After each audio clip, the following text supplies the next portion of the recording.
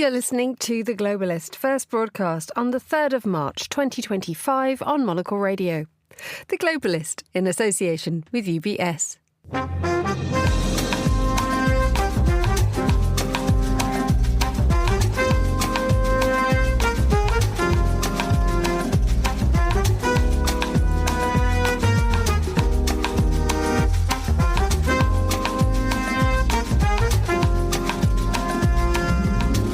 Live from London, this is The Globalist with me, Emma Nelson. A very warm welcome to today's programme. Coming up, where does Ukraine go from here? We will go further to develop a coalition of the willing to defend a deal in Ukraine and to guarantee the peace. With Europe's leaders in London to discuss the next step, we'll examine what Britain's Prime Minister says is an historic crossroads for the West. We'll ask if a ceasefire between Turkey and the rebel group the PKK will hold. We'll hear the latest climate news and... Oscar goes to... Are they playing us off? No. Oh. Well, maybe. Honora. Honora sweeps the board at the Oscars. The film expert Karen Krasanovic will join me to sift through a night that took everyone by surprise. Plus the papers. That's all ahead on The Globalist, live from London.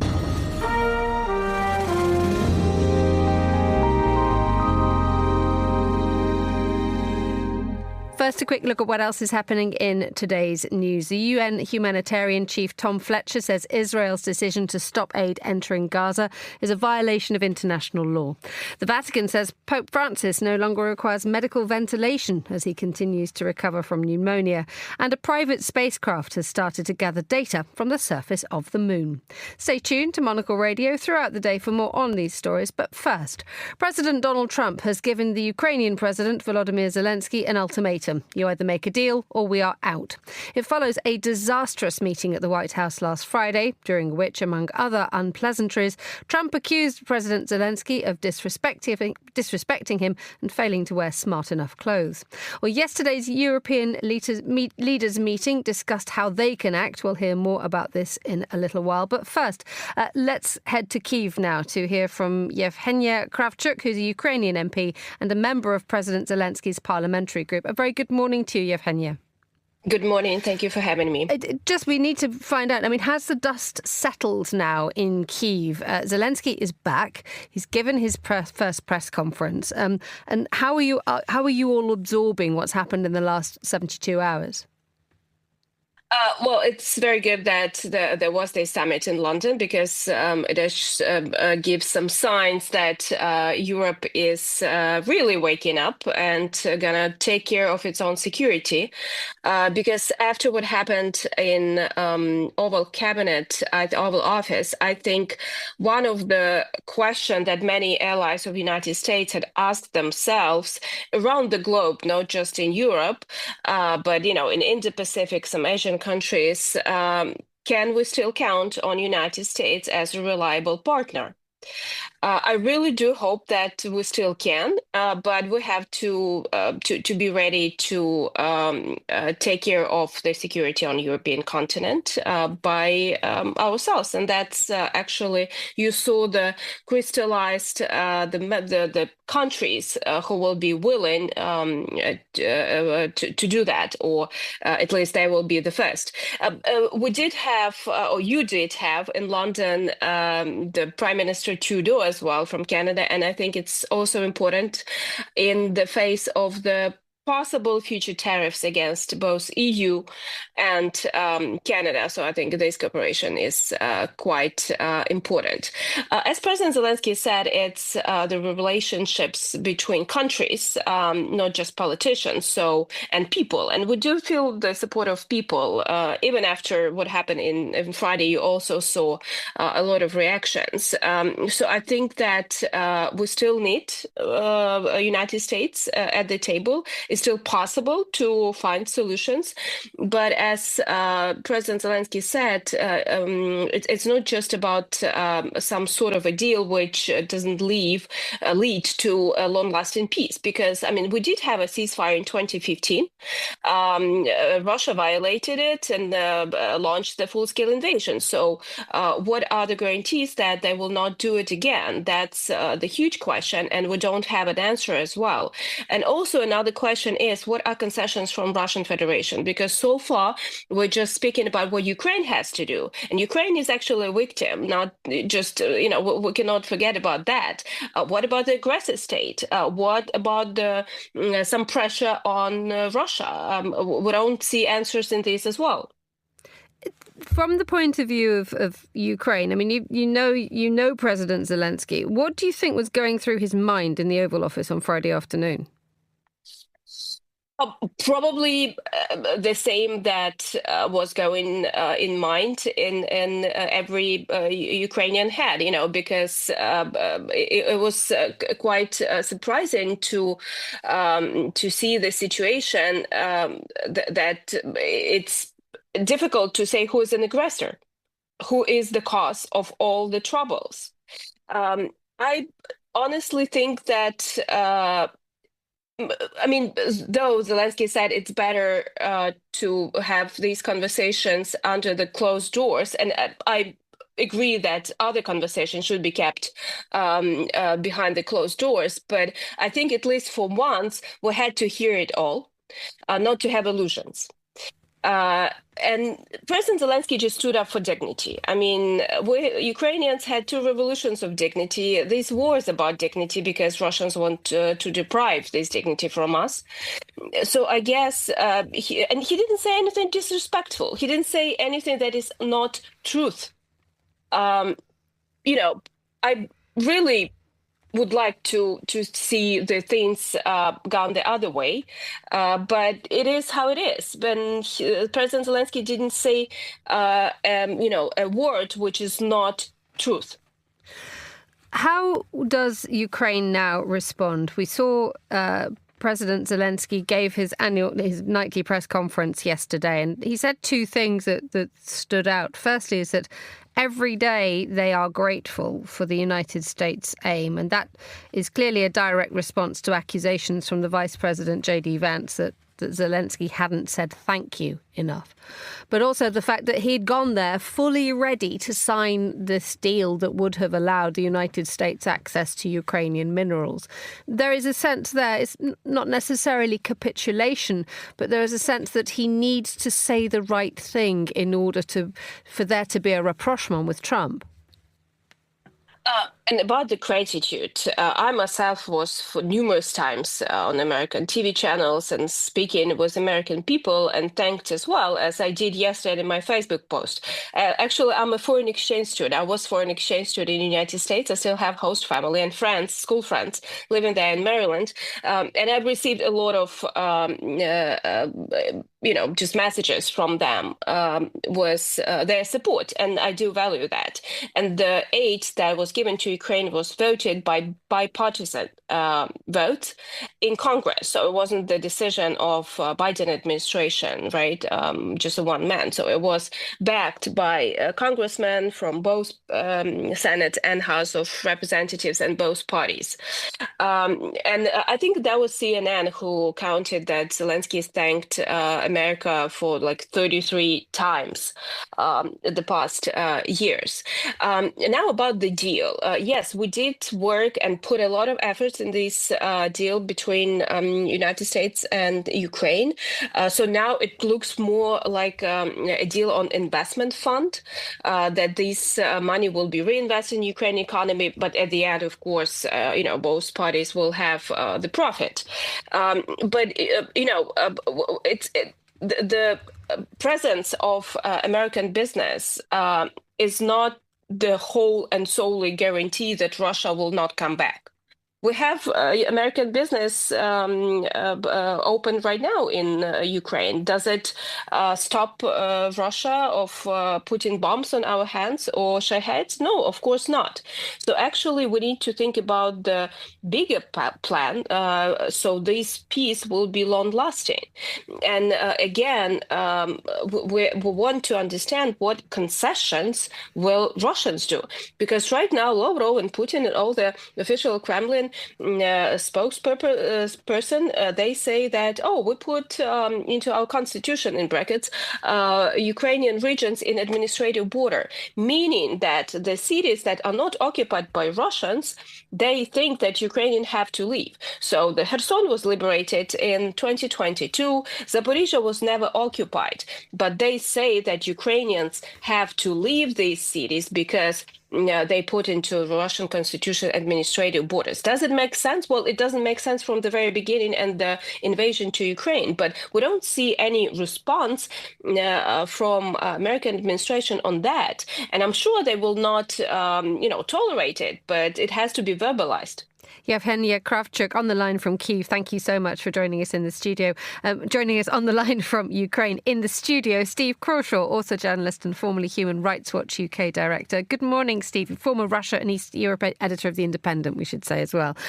It's good to have you in the studio. You're going to be with us until for the next few minutes, just giving us a little bit of context and just listening to what Yevheniia said there. I think the one thing that stood out was that we don't have illusions anymore about what is happening in the relationship between the United States, Russia and Ukraine, do we? There can be absolutely no illusions. And it's been interesting how European leaders have been reluctant to confront that fact. I think that we've seen a fairly sharp pivot, or very sharp pivot, following that Friday meeting. We'd already been seeing discomfort for obvious reasons what Trump was doing.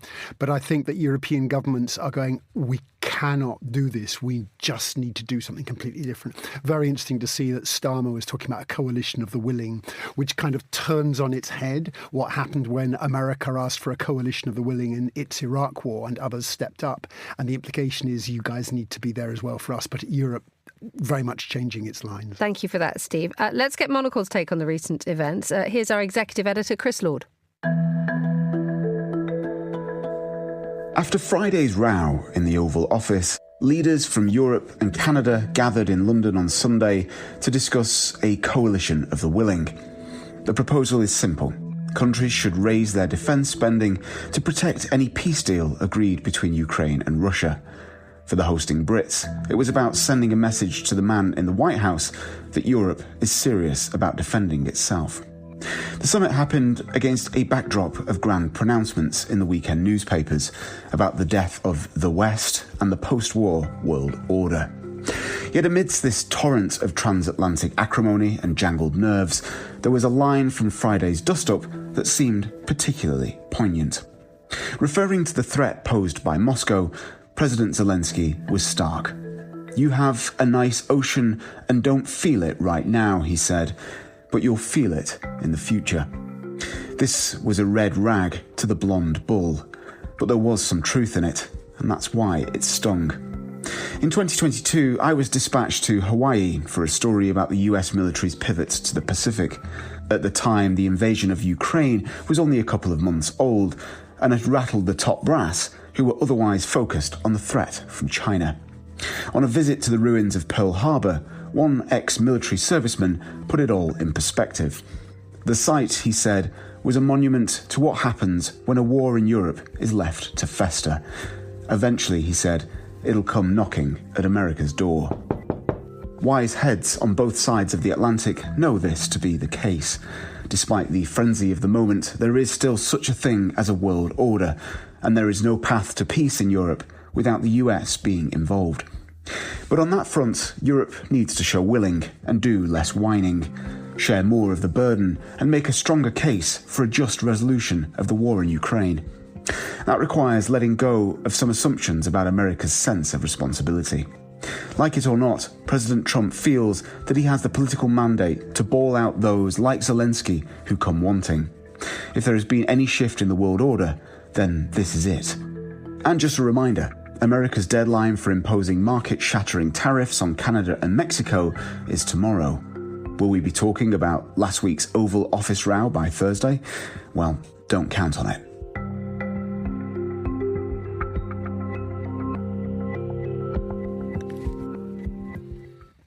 That's Chris Lord there, bringing us an assessment, or Monocle's assessment, of what's been happening in the last few days. You're listening to The Globalist.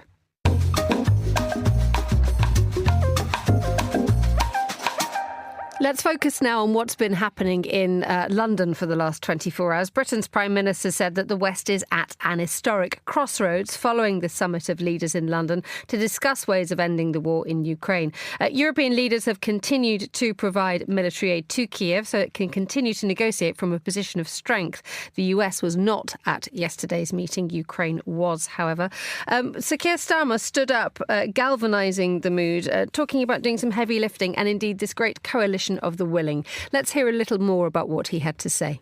Those willing will intensify planning now with real urgency. The UK is prepared to back this with boots on the ground and planes in the air. Together with others, Europe must do the heavy lifting. But to support peace in our continent and to succeed, this effort must have strong US backing. That was the UK Prime Minister Sir Keir Starmer there at a press conference following a summit of leaders in London to discuss ways of ending the war in Ukraine. I'm still joined in the studio by Steve Crawshaw, author, journalist and former Human Rights Watch director. Steve, just listening to that, there is very much the sense now that the United States is no longer, there's a crossroads, as Sir Keir Starmer said, that the United States can no longer be relied on as a trusted partner. The language is so interesting. I understand it also as well that European politicians find it incredibly difficult to put such a big gap between Europe and America, and it's absolutely clear that has to be done at this moment. And it's very interesting seeing the uncomfortable moves across, but both what we're hearing from Brussels and Berlin and Paris and London, all of them basically saying this just can't go on. But how you get a fundamentally crazed leader into a better position, that's quite challenging. A very, very difficult time to be a European senior politician, but clearly incredibly important that leadership's going to be shown. Let's bring in the journalist Vincent McAviney, Monocle regular. He was down at the summit in London yesterday. Good morning, Vinny. Good morning. This idea that Europe now has to galvanise itself. Starmer mentioned a 4-point plan. What was in it? Well, Starmer it's basically a plan where he's going to continue sort of doing what he's doing. He's just basically wanting this whole weekend to give the biggest show of support possible on TV to make sure Donald Trump sees it, because I was slightly taken aback at how much of the weekend was actually filmed. I was on Downing Street on Saturday when he put those arms around Volodymyr Zelensky. We had thought he might just come in the back, but it was through the front door. Everything they did was on camera, the signing of the documents, and then yesterday's summit, much of it on camera, because they know that Donald Trump will just be watching Fox and they need to see it all on there.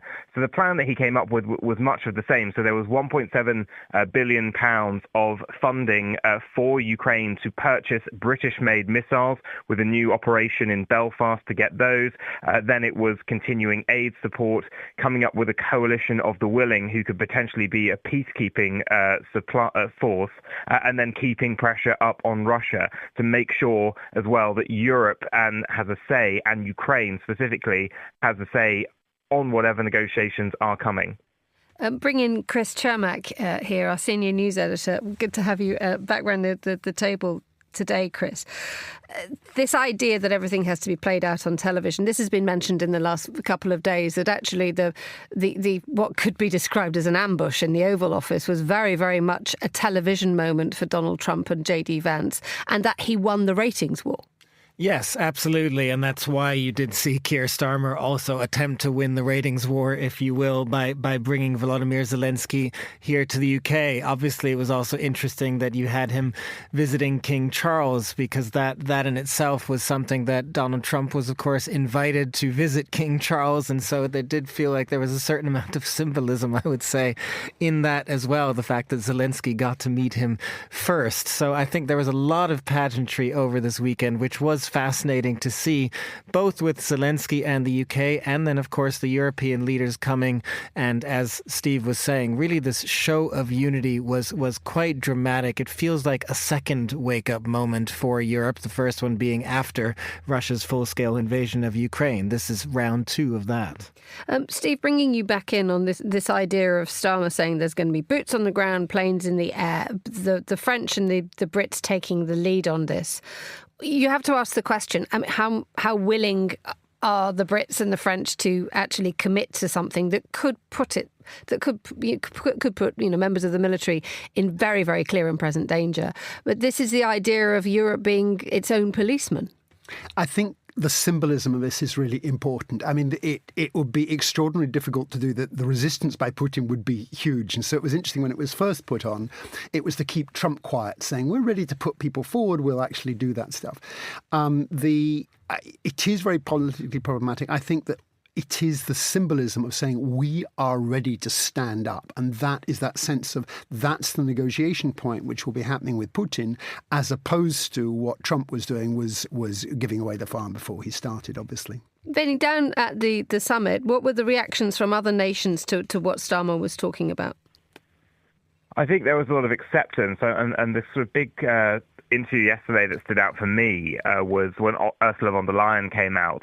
And she said, we have all understood that after a long time of underinvestment, it is now of the utmost importance to step up the defence investment for a long period of time.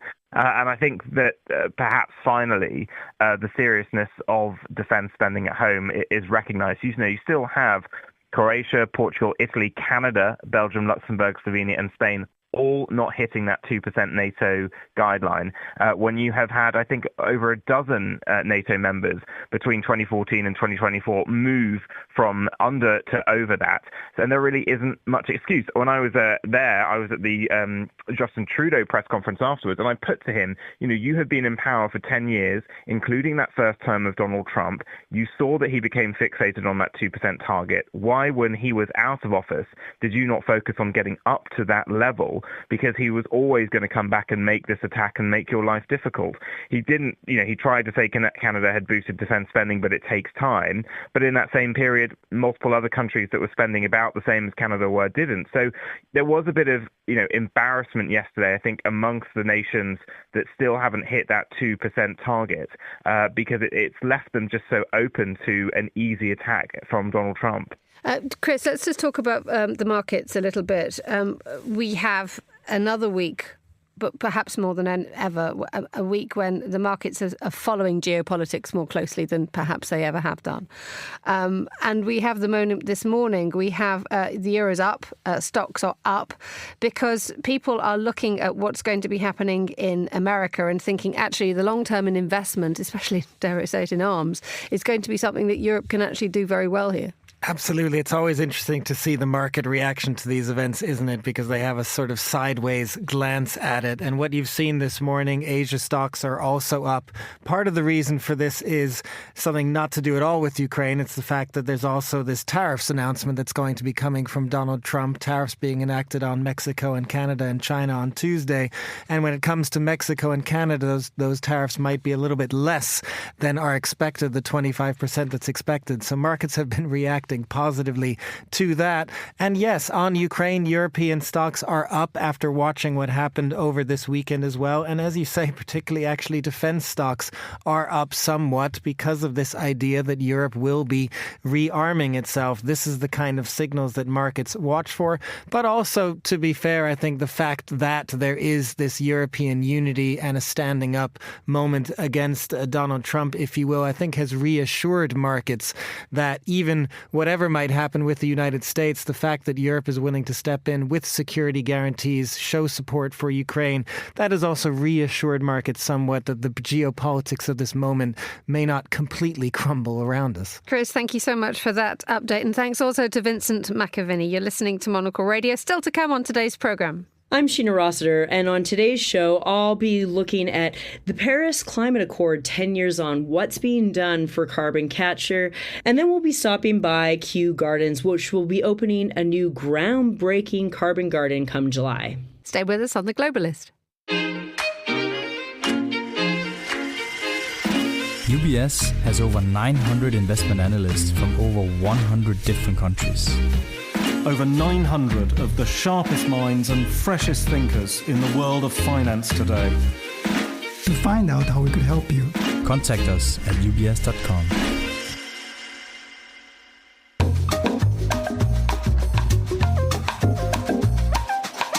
7:25 here in London. Let's continue now with today's newspapers. Still with me in the studio, Steve Crawshaw, author, journalist and formerly Human Rights Watch UK director. Welcome back, Steve. Well, no, you haven't gone away. Thank you for staying with us. Equipped with piles of newspaper. It's incredibly impressive.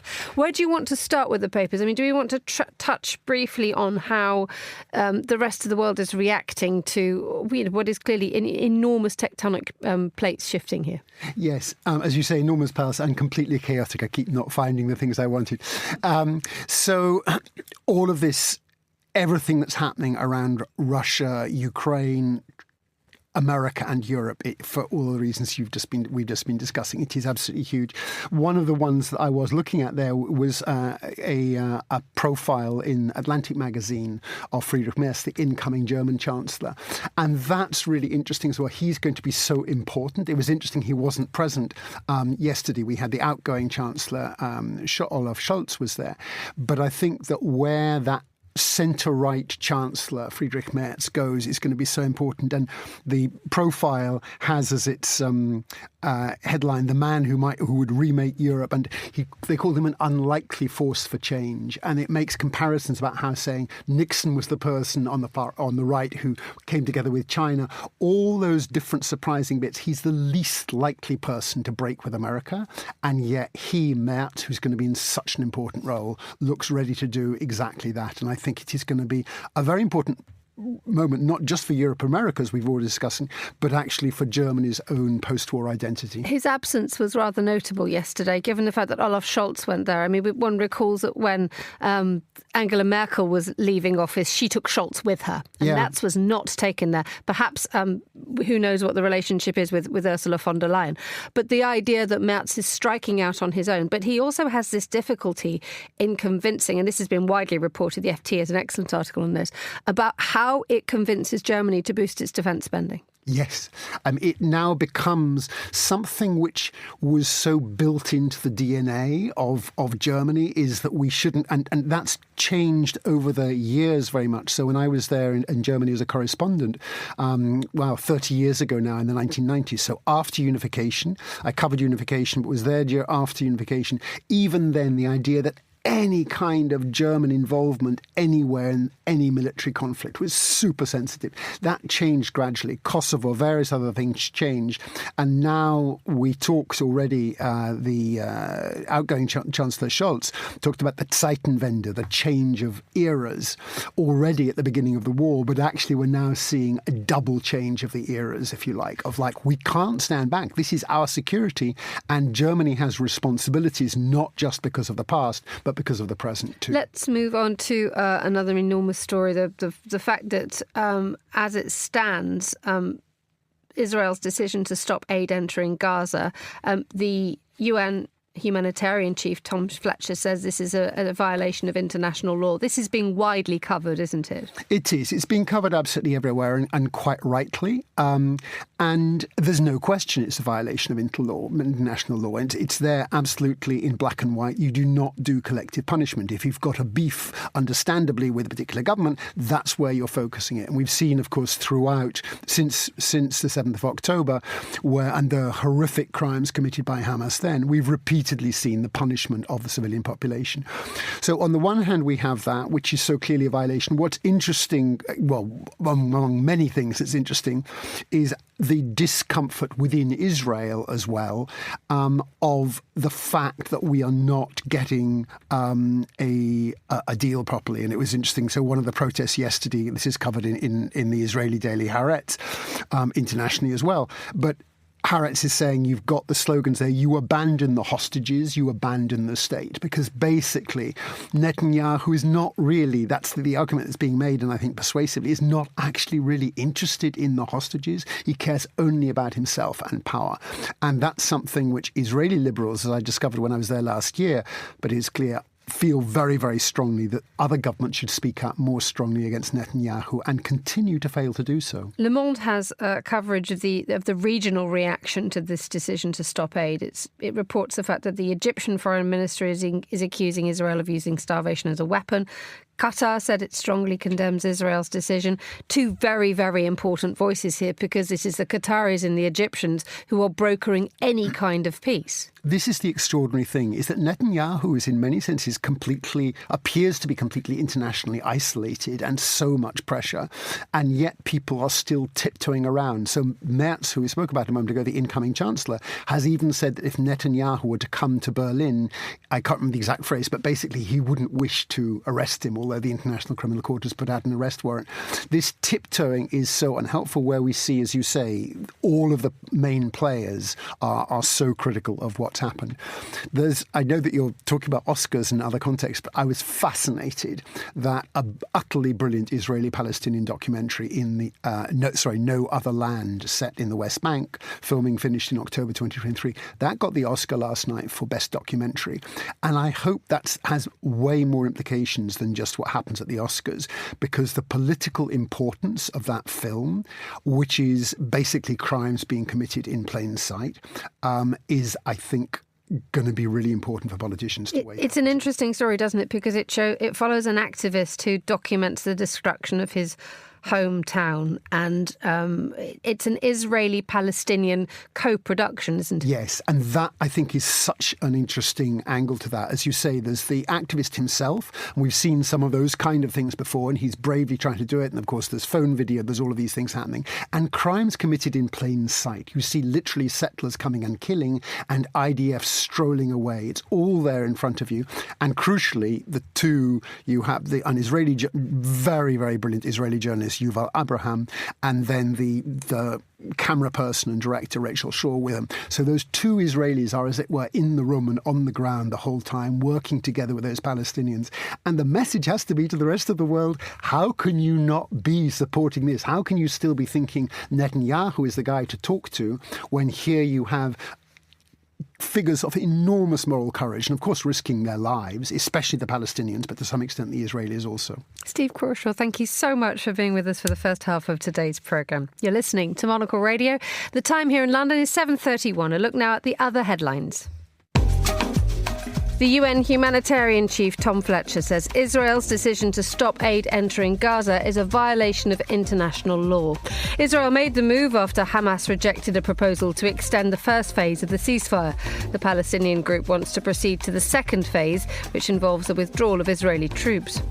The Vatican says Pope Francis no longer requires medical ventilation as he continues to recover from pneumonia. He's now been in hospital for 17 days and is in a stable condition. And a private spacecraft has started to gather data from the surface of the moon. Firefly Aerospace's lunar lander Blue Ghost achieved its first uncrewed lunar landing on Sunday, marking the second commercial moon landing. This is The Globalist. Stay tuned.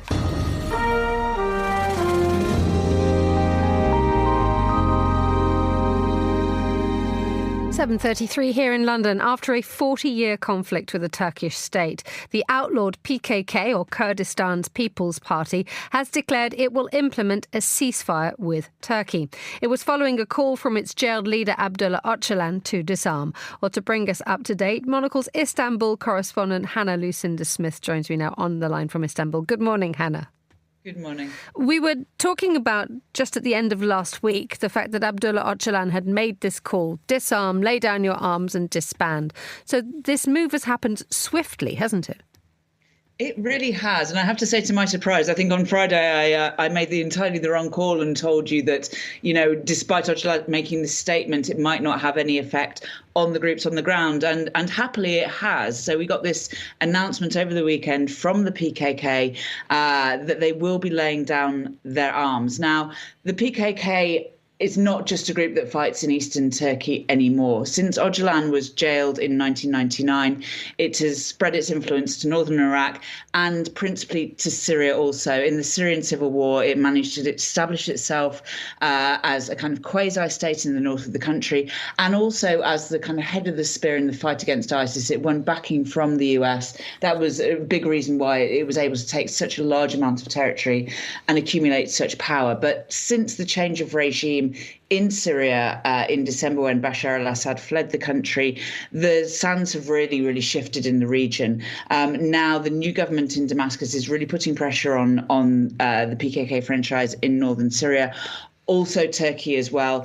And it's very, very unlikely now, with Donald Trump coming back for his second term, that the US is going to give any kind of tangible support. So really, I think this is a recognition from the PKK that the situation has changed. They're not in the strong position that they were 5 years ago, 10 years ago, and they have agreed to this call to lay down their arms. Is there a sense, therefore, that the PKK have lost? I think it's quite risky to talk about winning and losing. This is a conflict that's gone on for 40 years in the east of Turkey, principally, and it's an asymmetrical conflict. It's been a conflict of the Turkish security forces on one side and the PKK, a real kind of guerrilla movement operating mainly in the mountains, taking control of mountain territory. In latter years, also trying to move into urban territories as well. It's a conflict that sort of ebbs and wanes according to what's going on in the region and also according to what's going on in Turkish politics. The last time that we had a ceasefire like this, also that started with a statement from Öcalan, was in 2013. And that unfortunately only lasted for 2 years until it broke down again. So I think this is a really positive sign. There are a lot of people who are going to be very, very optimistic about this, not least, I should say, the Kurds of eastern Turkey. These are the Kurdish civilians, the people who really feel the pressure from both sides, both from the PKK and also from the Turkish state. And those people are going to be hoping that this time this is a ceasefire that can last. And is there any sense that there is any threat to this ceasefire? We've already had this weekend Turkey's Recep Tayyip Erdogan saying that military operations will resume if, and I'm quoting here, promises given and not kept. That everybody is still, clearly exceptionally good news that a ceasefire has been called, but there is still a tremendous amount of mistrust. Yeah, absolutely. And I think the important thing to remember here is just the complexity of Turkish politics. Recep Tayyip Erdogan, of course, he's a leader who's been in power for 23 years now, his party. He really entrenched himself. But he's done that with the support of ultra-nationalist factions. And they're the ones that have always been the most opposed to kind of negotiating with the PKK. For now, he has their support. It was actually his ultra-nationalist ally, Devlet Bahçeli, who kind of kick-started this latest process. But if there's any kind of sign coming from that faction, that bloc within the Turkish parliament, then I think this could fall apart very, very quickly. Hannah Lucinda Smith, thank you so much for joining us on Monocle Radio.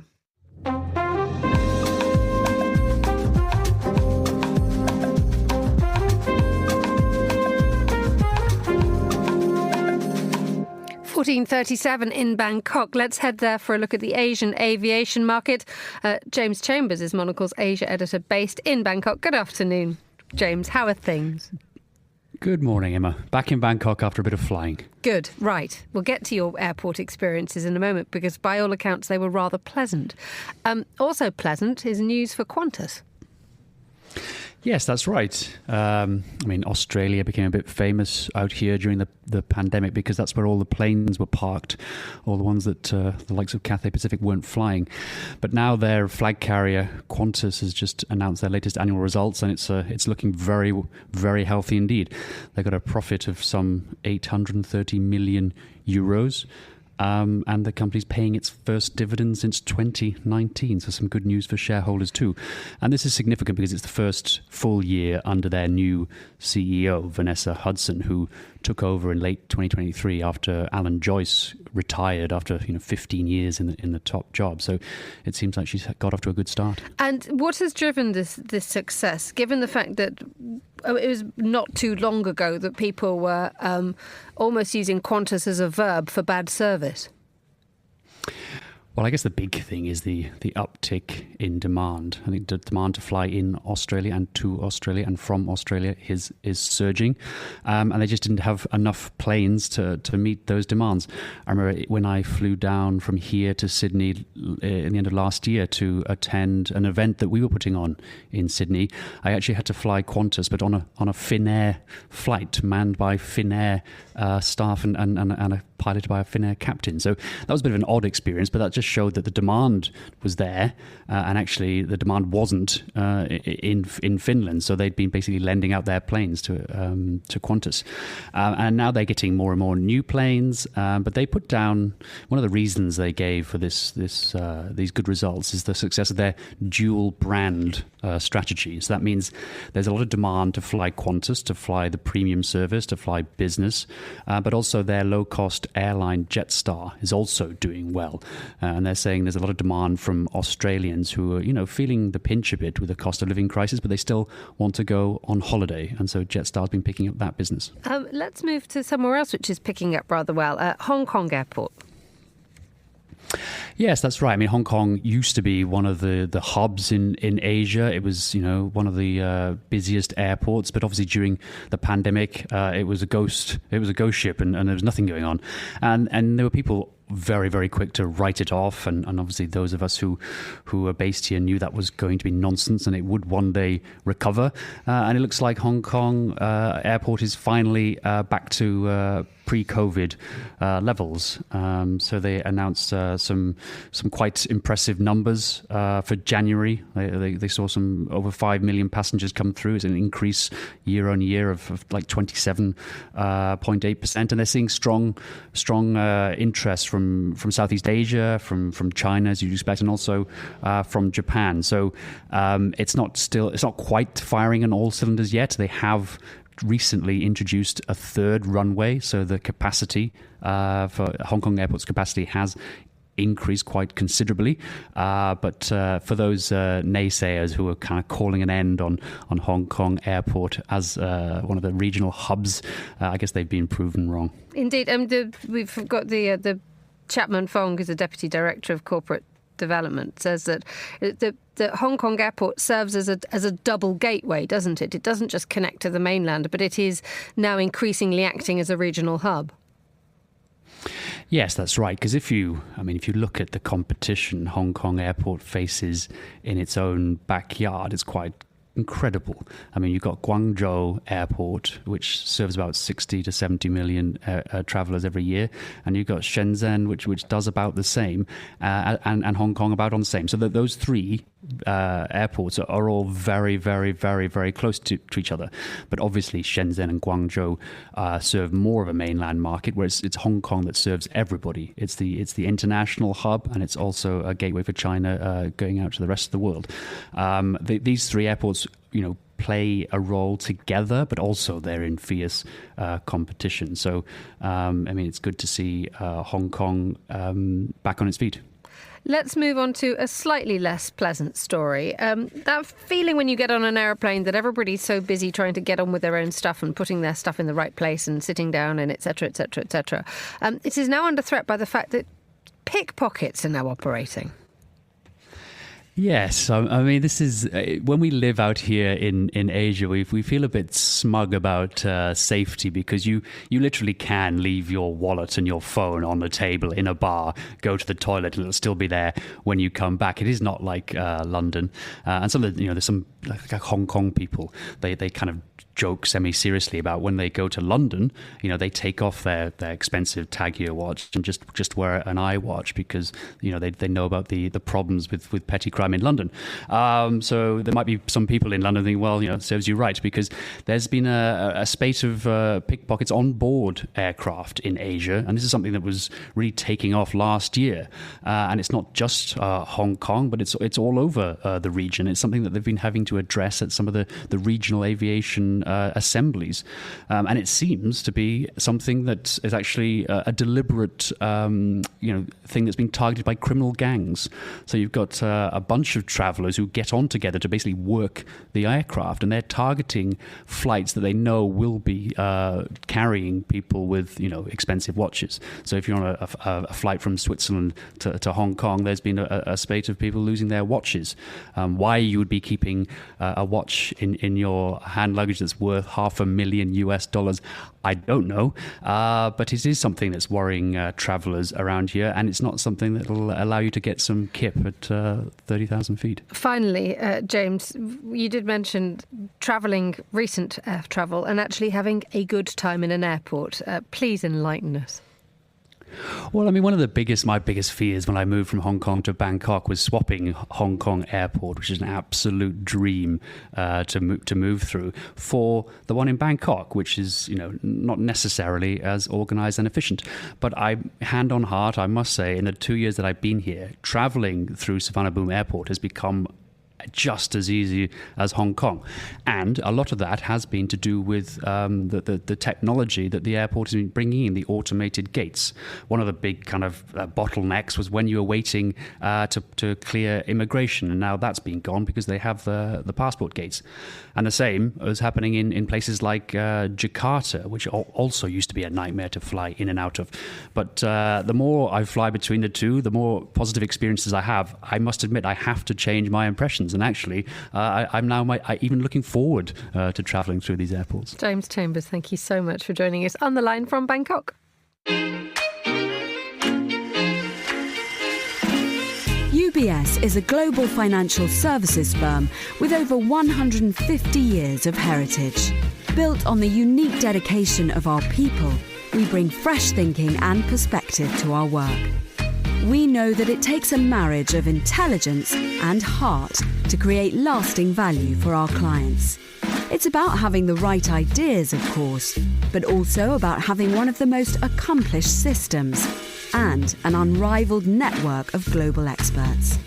That's why at UBS, we pride ourselves on thinking smarter to make a real difference. Tune in to The Bulletin with UBS every week for the latest insights and opinions from UBS all around the world.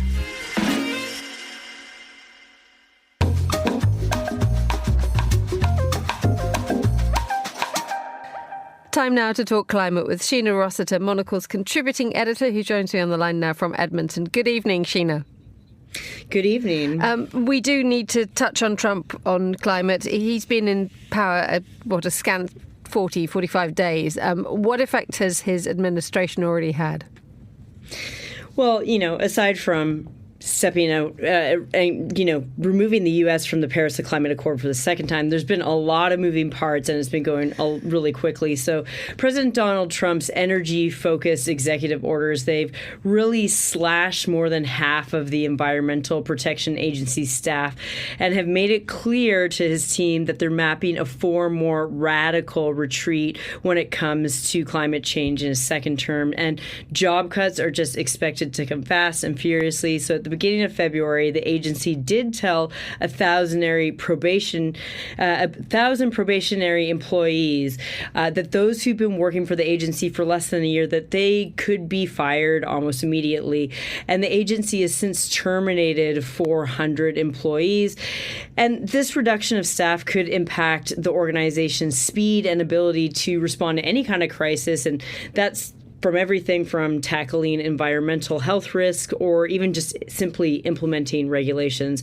So this comes when his administration has already slashed and burned hundreds of jobs from the National Oceanic and Atmospheric Administration on Thursday. This was the latest development in the Trump administration's efforts to slash the federal workforce with the Department of Government Efficiency, as we have heard it called DOGE, which is partly led by Elon Musk. Around 880 workers, including weather forecasters, have just been terminated this past Thursday. And that's a continuation from Trump's first term in office, when he put climate really on the back burner during his first term, where he rolled back 125 environmental rules and policies during that term. So this term's only started, but there's much more to be expected. You mentioned that he withdrew the United States from the Paris Climate Accord a moment ago. It's now a decade since it was signed. I mean, is there any effect that actually what everybody pledged to do in Paris did actually happen? Yeah, it's definitely a huge milestone, 10 years on. So, you know, what was predicted during the Paris Climate Accord was that 1.5 degrees Celsius, where the UN's International Government Panel on Climate Change, the IPCC as it's better known, they said that we need to cap global warming to 1.5 degrees Celsius, and that would require emissions to peak by 2025 and then start declining by 43% around 2030. Now, last year, temperatures were the hottest on record, and they actually peaked at 1.6 degrees Celsius. And emissions are still hitting record highs. Also in 2024, the UN emissions gap report estimates that current pledges temperatures would still be increasing at as much as 2.6 to even 3.1 degrees Celsius. So there's a lot happening here, and this could result in some pretty catastrophic things like the drying out of the Amazon rainforest or melting of the Arctic sheets and of ice. So we really do need to cut back on carbon capture, but climate experts have increasingly admitted that current efforts just aren't going far enough of what was promised in Paris, and that we need to start bridging this shortfall in very innovative ways with like a multi-prong approach. Finally, let's come to London for a little item you wanted to talk to us about. I know that Kew Gardens is very much into it's effectively showing how plants can be used by people in cities to actually protect against climate change. They have a whole area now, don't they? Yeah, well, they're actually going to be opening an area that's going to be focusing on climate change, and it's opening up in July. It will be what they like to call a groundbreaking garden that's looking at how to tackle climate change. So the Carbon Garden, as it will aptly be called, is going to show how carbon can help sustain life on Earth during this climate crisis. So they're really trying to entice visitors in. There's going to be grasslands, wild flower meadows, and hedges of biodiversity. In the garden, they're going to have at least 26 new trees will be planted. And this has been chosen with their resilience to kind of predict future climate conditions. They're also going to have some areas that are focused more on the look at soil, and that will highlight ways that we can manage our water flow so you can prevent things like soil erosion, which will ultimately reduce flooding. So in combination of being pretty to look at, the display is actually ultimately supposed to be educational for everybody that goes to see it. Sheena Rossiter, thank you so much for joining us on The Globalist. You're with Monocle Radio.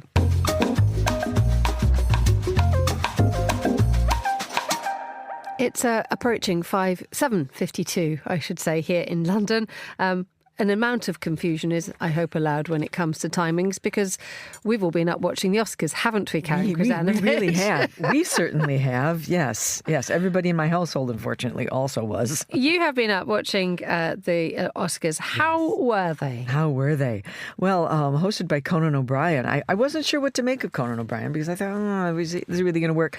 But he came out and he was being introduced as four-time Oscar watcher Conan O'Brien.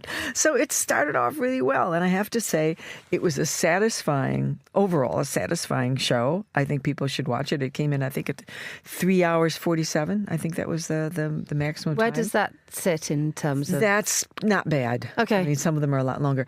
There were, okay, now the big record, you want to know what the big record was tonight? Yes. This morning, was Honora. the top winner of the night with 5 awards out of 6 nominations. And Sean Baker won a record-breaking 4 awards for Best Director, which goes to him, Best Screenplay, also which went to him, Best Editing, which also went to him, and Best Picture, which went to the producers, which is also him.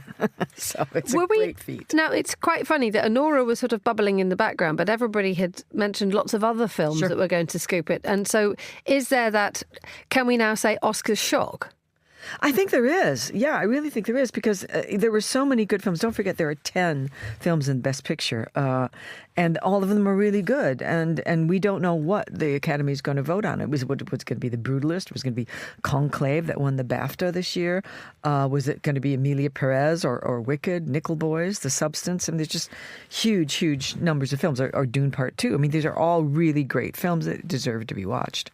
So the fact that it got it was brilliant. The problem, there are a couple of losers as well. I mean, a lot of people are looking at poor Demi Moore this morning because that was her night, wasn't it? What happened there? No, she didn't win the BAFTA either. Maggie Madison picked her there too. I don't know what happened. I think it's possible that Anora was just fresh and lively, and Mikey Madison, upcoming. And I don't know. It's a shock to me because I thought for sure Demi would have won that. She looked amazing in her couture. I think she made Dior. I think. I don't know. I don't know what to say. They just decided no. What I'm thinking is that producer that told her 30 years ago, "You're just a popcorn actress," was sitting out there saying, "Ha, I'm not going to let you have this." This was that moment, wasn't there, that she was going to come out from the shadows and actually be the great serious actor? Because for many people have just associated her with purely physical acting. Exactly. Simply her body has been her trademark. Constantly. But she actually can act, and she's been promoting this film a great deal, which does also count. It's not just the films. For example, A Complete Unknown really didn't have enough hustle behind it, and I think that didn't help. It also wasn't released at the right time. But I have to say, overall, this was a tasteful, a slightly slower paced Oscar than previous years. Conan was talking about how he wouldn't take up extra time, but there was a lot of kind of silly things that wasted time. We had a lot of kind of entertaining musical numbers. It felt like a really old-fashioned Oscars. And in fact, at the end, we had Billy Crystal come on with Meg Ryan, who looks great. And he was saying his first hosting was 35 years ago. And when he did it, it was really, really fast. So it was very similar to the old throwbacks. And I mean, the nice things, there are lots of things to note, I think. Wicked got 2 of the design awards, which is great. Conclave got best adapted script. Substance got makeup, and Emilia Perez, 13 nominations, got 2 wins. That's Zoe Saldana for best supporting actress and best song. That wasn't going to do well anyway, was it? No, it wasn't. It wasn't. But it got 13 nominations, which is. They can't take that away from it. Not bad. So there you go. Let's talk about The Brutalist as well. I mean, Adrian Brody getting best actor, probably no great surprise there. But it's okay, everybody. No, it's absolutely fine. Her face has changed. There's sort of face of slight lack of disappointment. Who did you really want to win, Karen? Oh gosh, I mean, what I want to win doesn't count. I mean, anybody but him, really. Because he's already won. Sebastian Stan was brilliant in The Apprentice as Donald Trump, the young Donald Trump. Ralph Fiennes in Conclave, a brilliant performance. Coleman Domingo, always great. But actually, I bet on Timothée Chalamet because even though I didn't really dig the film that much, I thought his performance was great. By the way, I just want to throw in the fact that I just saw this in my notes. Let me see if I can find it again. Paul Tazewell became the first black man to win an Oscar for Best Costume Design for his work on Wicked. And if you have a look, when they go into Emerald City, you'll see some of the best costumes you've ever seen in your life. Tell us a little bit more about, the sort of the atmosphere. I mean, you said it was something like it was sort of an old school Oscars. Oh. We always ask this question, so I'm going to go into go ahead. Relevance. Are people you're there. You're up all night with. I am. I don't know what it was that sustained you, but well done. Fear. But the fact is, are we paying that much attention to it now still? I think so. I think the Oscar voting body has been expanded to more international people that vote who are involved in the industry globally. It is a global industry, even though Hollywood is a factory town. And it was being streamed across the globe. I think millions of people, or if not billions of people, were watching it or were available. It was available to them to watch. And I also think that the Oscars are opening up to be less of an American or domestic release award show to being a global, almost like a celebration, almost like a film festival that we can all attend. And these are the awards at the end of it. Karen Krasanovic, thank you for staying up and then coming straight into The Globalist. We absolutely applaud you. That was Karen Krasanovic there, and that's all the time we have for today's programme. The warmest of thanks to all my guests, and thanks to our producers, Chris Chermak, Tom Webb and Hassan Anderson. Our researcher was Maisie Ringer, and our studio manager was Elliot Greenfield, with editing assistance from Mariella Bevan. After the headlines, there's more music on the way. The briefing's live at midday here in London. The Globalist is back at the same time tomorrow. But for now, from me, Emma Nelson, goodbye. Thank you very much for listening, and have a great week.